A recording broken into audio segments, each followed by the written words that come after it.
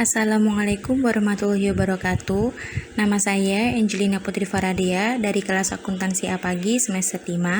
Saya akan mempresentasikan hasil UAS Praktikum Keuangan Zahir dengan membuat monthly report atau laporan keuangan bulanan pada periode November tahun 2019 PT Keluarga Generasi A atau biasanya lebih mudah disebut dengan PT GenA.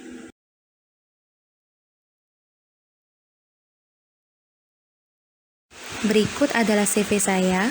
Nama saya Angelina Putri Faradia, bisa dipanggil dengan Angelina.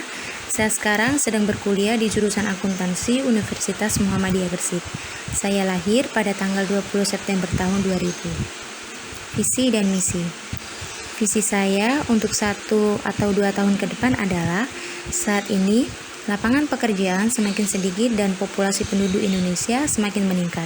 Saya ingin membuka lapangan pekerjaan baru dengan menambah peluang pekerjaan khususnya di Kabupaten Gresik, Jawa Timur. Misi saya untuk 1 atau 2 tahun ke depan adalah yang pertama, saat ini menentukan bisnis yang tepat. Yang kedua, melakukannya dengan langkah kecil dan semangat yang tinggi. Yang ketiga, fokus terhadap tujuan. Yang keempat, tidak mudah menyerah. Yang kelima, selalu dan terus mencoba hal-hal baru. Kemudian, identitas perusahaan. Nama perusahaan PT Keluarga Generasi A berada di Jalan R.A. Kartini 12, nomor 4, Ijen Barat, Sidomoro, Gresik, Jawa Timur. Nomor telepon yang dapat dihubungi 089 938 48405 atau 081 259 832 303. Alamat email anakgena@gmail.com. Bidang usahanya berupa jasa pendidikan dan pelatihan.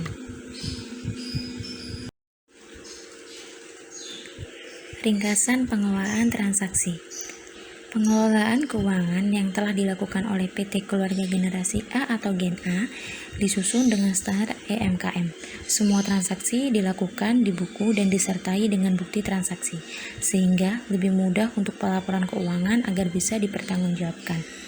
Realisasi pencairan hutang dari Bank BNI dan beberapa pendapatan jasa yang dilakukan oleh tim GenA seperti jasa konsultasi, pelatihan, dan sebagainya. Transaksi pengeluarannya seperti company profile, cetak undangan, dan dokumen yang lain. Ada juga transaksi pengeluarannya seperti pemberian beasiswa mahasiswa yang berprestasi. Sumber pendanaan berasal dari penyetoran modal para pemegang saham 5 juta dan realisasi hutang sebesar 200 juta.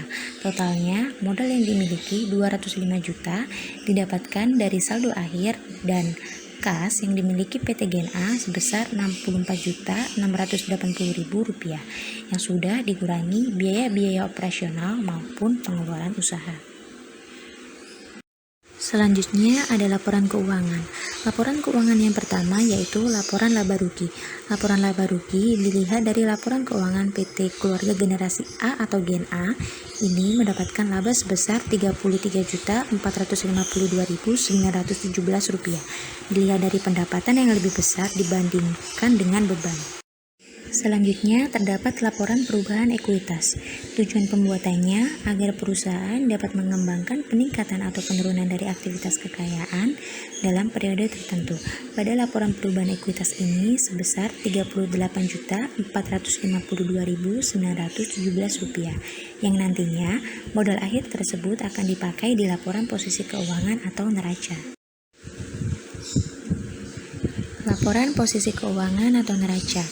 Laporan posisi keuangan adalah salah satu laporan yang memberikan informasi tentang posisi aktiva, kewajiban, modal yang disajikan pada akhir periode.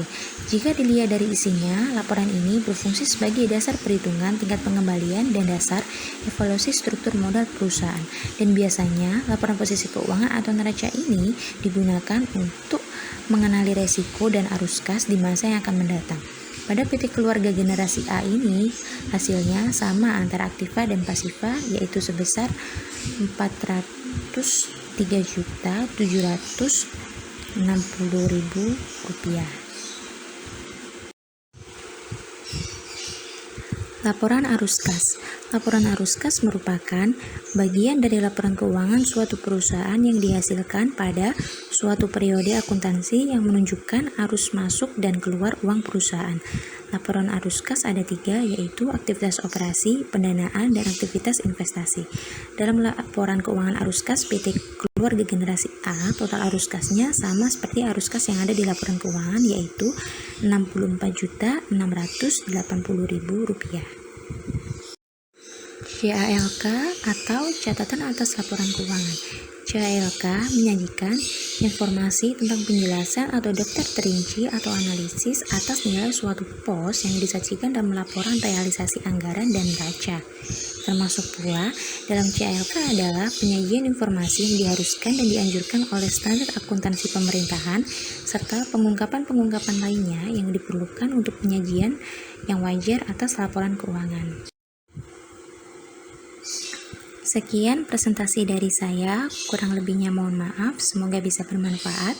Wassalamualaikum warahmatullahi wabarakatuh.